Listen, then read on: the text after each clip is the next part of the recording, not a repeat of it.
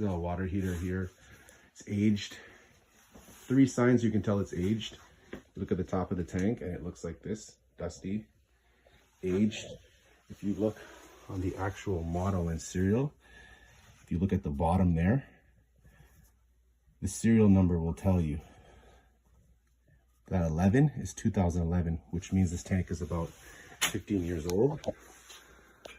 And if you look at the previous video, so that's from the inside, that dirt that was inside there. Look at the previous video, it'll tell you the condition. This is gonna be replaced as well. 3 signs: dust, soot, and lastly, age on the serial number. It'll tell you. Usually it'll tell you the last 2 digits of the year, 2011, 11, which makes it 14 years old.